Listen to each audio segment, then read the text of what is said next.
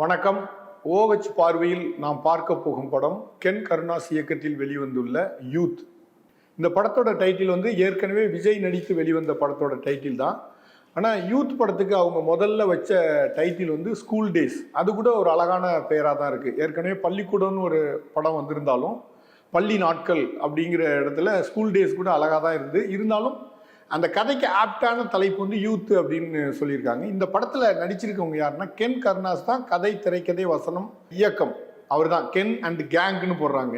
இந்த படத்தில் ஹீரோவாக நடிச்சிருக்கிறதும் கென்னு தான். அவரை சுற்றி ஒரு 4-5 நண்பர்கள் நடிச்சிருக்காங்க. எல்லாமே அந்த ஸ்கூல் டேஸில் உள்ளவங்க, கல்லூரியை தொடர்ற மாதிரி உள்ள அந்த பையனுங்க தான். 24 வயது அது முள்ள பையனுங்க. 3 கதாநாயகிகள். ஒன்று அனிஷ்மா, இவங்க வந்து சிறைப்படத்தில் மிகச்சிறந்த நடிப்பை கொடுத்த ஒரு கதாநாயகி. இன்னொரு பொண்ணு வந்து மீனாட்சி தினேஷ், இன்னொருத்தவங்க வந்து பிரியன்சி யாதவ்னு. இந்த படத்தோட ஒளிப்பதிவாளர் வந்து விக்கி. இந்த படத்தோட இசை வந்து ஜிவி பிரகாஷ் எந்த பணமும் வாங்கிக்காமல் இசையமைச்சிருக்காரு. முட்டைக்கலைக்கிங்கிற பாட்டு இந்த படத்தை பட்டி தொட்டி எங்கும் அறிமுகப்படுத்திட்டு, முட்டைக்கலைக்கியை கேட்காதவங்களே இல்லை, அந்த மாதிரியான ஒரு பாட்டு. இந்த பாட்டு வந்து முட்டைக்கலைக்கு பாடல் வந்து 34 மில்லியன் வியூஸை வந்து பெற்றிருக்கு.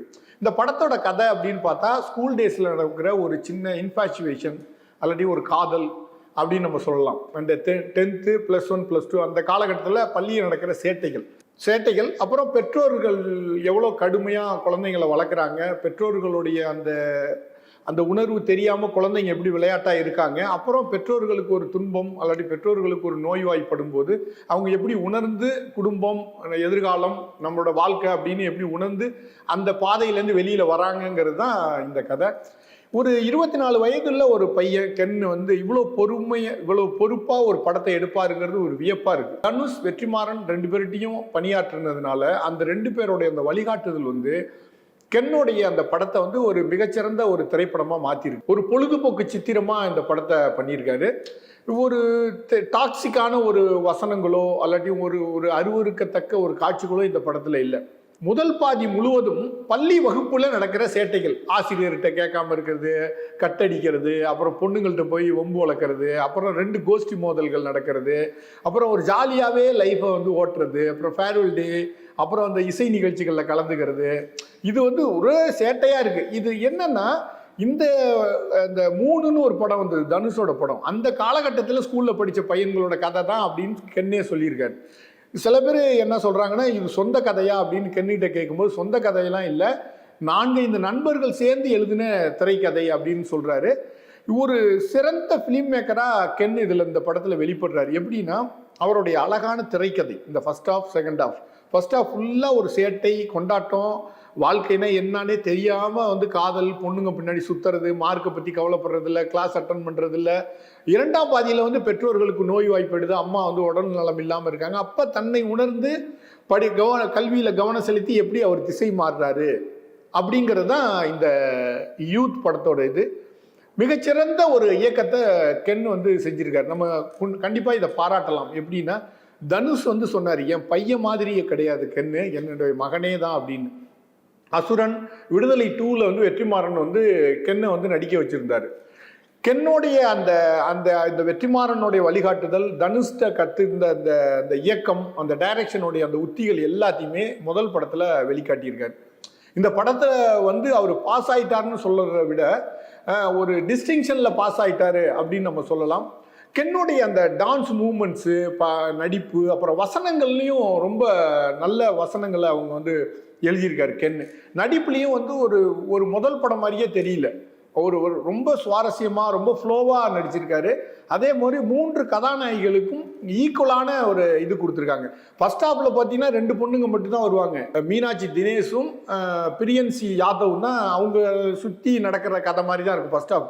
சிறைப்படத்தில் நடித்த அந்த அனிஷ்மா வந்து சும்மா எப்பயாச்சும் வந்துட்டு போகிற மாதிரி காட்சிகள் மட்டும் இருக்குமே தவிர பெரிய வசனம் பேசுகிற மாதிரியான விஷுவல்ஸே இருக்காது. 2ஆம் பாதியில் அனிஷ்மாவை சுற்றி தான் அந்த படமே நகருது. அதே மாதிரி சுராஜ் வெஞ்சிரமூடு, தேவதர்ஷினி 2 பேரும் கென்னுடைய அப்பா அம்மாவாக நடிச்சிருக்காங்க.